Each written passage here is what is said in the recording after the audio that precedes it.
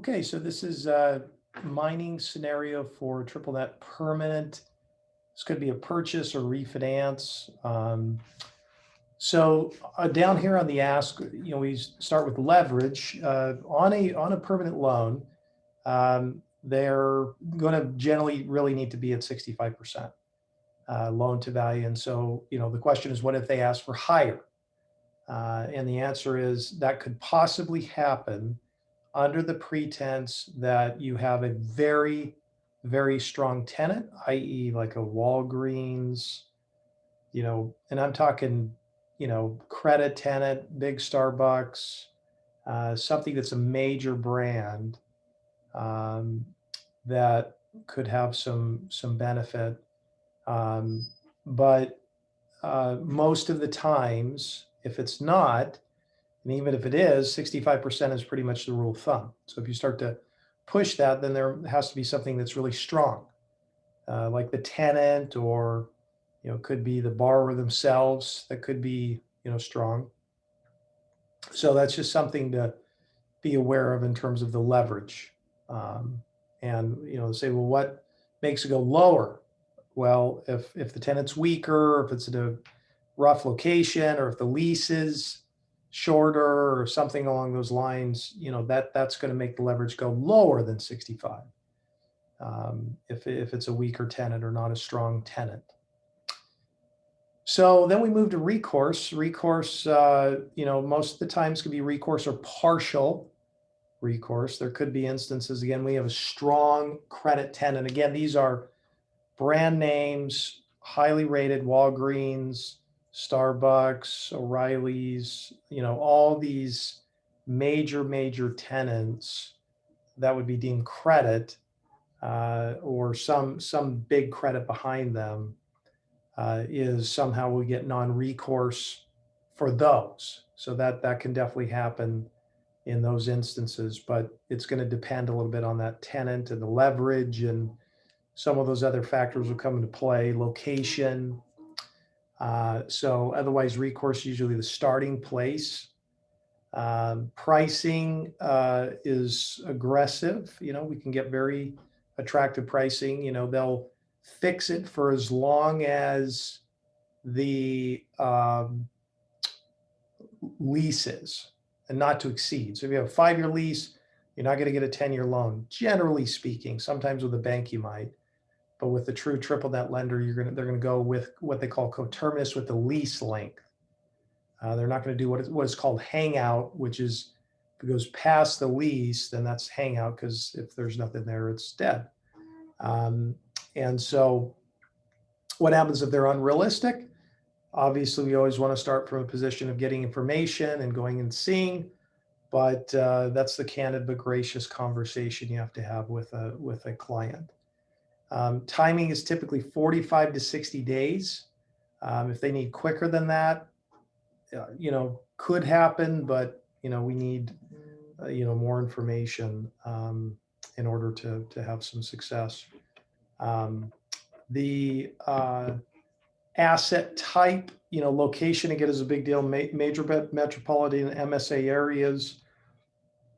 If it goes into a smaller market, that's okay, but we just need to understand, where it is, why it makes sense, understand some of the information on it. So, that's a check, and see if, where it's located. So you need to know, where's it located? How close is it to an MSA?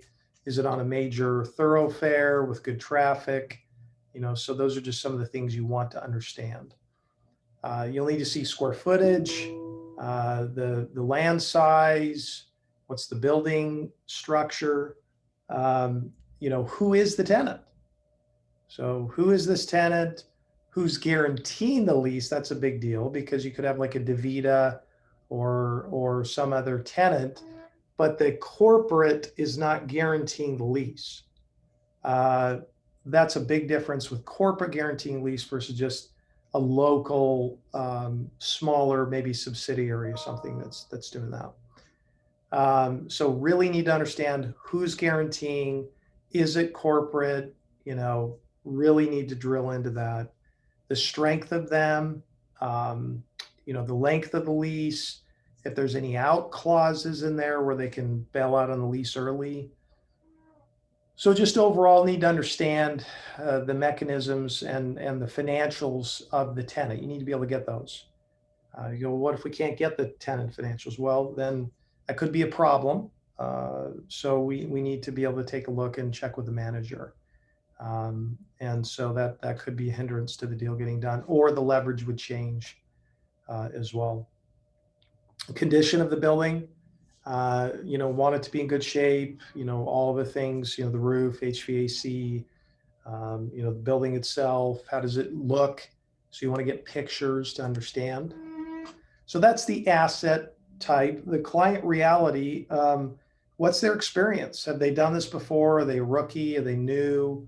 What happens if they don't have experience? That, again, wouldn't necessarily kill a deal, just because triple net are a little bit easier to manage. So I'm not overly concerned about that, but it is something that you need to at least be aware of. The size of the loan, obviously $1 million, we don't really want to go too much lower than that. And the sky's the limit. So, we're not overly worried about the size of the loan. It's more loan to value. Net worth, again, want to see that it's fair. If it does, does it matter? Yes, kind of. But again, they're really focusing on the strength of the tenant, on a single tenant triple net deal. And by the way, triple net, remember, you'll learn this in other education stuff, is that the tenant is paying everything. Property taxes, insurance, maintenance, management, everything is paid by the tenant. So, borrowers love that. Clients' outside cash flow, is it moderate? We want to see if they have their own cash flow or if they're relying solely on this. Could that be negative? Possibly if there's not good cash flow, that could be a hindrance. If you're dealing with a bank, with a permanent lender, it's not going to be much of an issue, but with a local bank, they're going to look at that a little bit more. The business cash flow, obviously, you need to look at the lease, make sure it can cover the debt service 1.25 to 1.3 times. If it falls below that, that could make it more difficult to get the transaction done. So make sure you understand your numbers. Ownership, again, they're probably going to have multiple partners. Maybe they don't. So that's not too much of an issue, but something to be aware of. Equity, do they have the cash to infuse? Is this a 1031 exchange? Make sure you drill in and understand that they have cash.